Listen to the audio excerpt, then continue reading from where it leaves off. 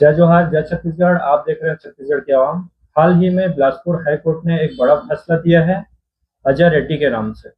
अजय रेड्डी और उनकी वाइफ के बीच लगातार जमीन विवाद के चलते केस चल रहा था। उसके बारे में आप क्या कहना चाहेंगे? मेरा मेरा नाम अजय कुमार रेड्डी है। मेरी मेरी जो वाइफ, उससे जो तलाक जो है राजश्री रेड्डी से जो तलाक हो चुका है वो 2010 में हो चुका था, अप्रैल 2010 से। और हाई कोर्ट से भी 2010 में जो है उसने अपील किया था, वहां से भी तलाक हो चुका था। परंतु जब ये केसेस चल रहे थे तब उसने 2006 में मेरे घर में, जब मैं रायपुर आया था अपने माता पिता के घर पे, तो उस समय वो ताला तोड़ के घर में घुस चुकी थी। तब मैंने, जब तलाक हो जाने के बाद, मैंने उनको जो है घर खाली कराने के लिए एक इविक्शन पिटीशन मैंने लगाया था। और जब इविक्शन पिटीशन में लगाया था उस समय जो मेरे बच्चे जो थे, जो मेरा बेटा जो था वो 18 साल के आसपास का था, बेटियां जो थी वो 14 साल के आसपास की थी।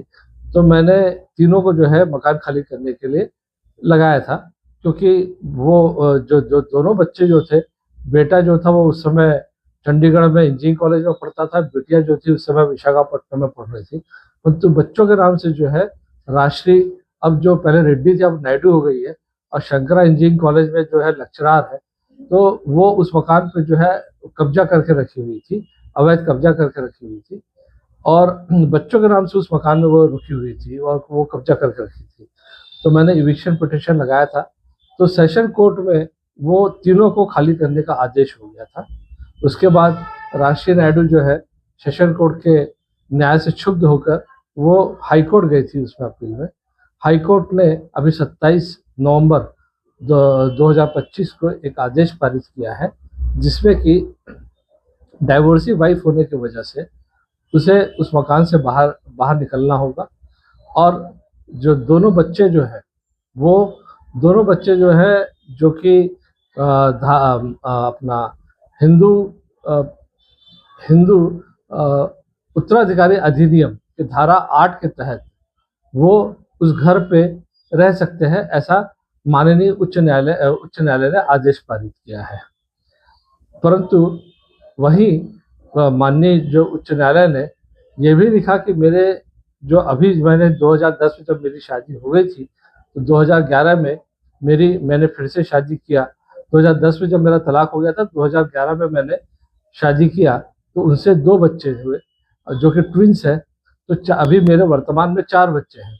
परंतु उत्तराधिकारी अधिनियम के तहत जो है उन्होंने सिर्फ 2 बच्चों के साथ में रहने का अधिकार दिया है।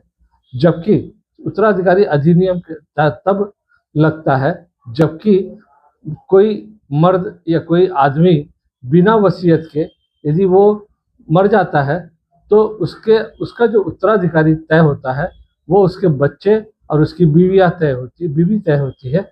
और उनको जो है प्रॉपर्टी, चल अचल संपत्ति में उनका हिस्सेदारी तय होता है।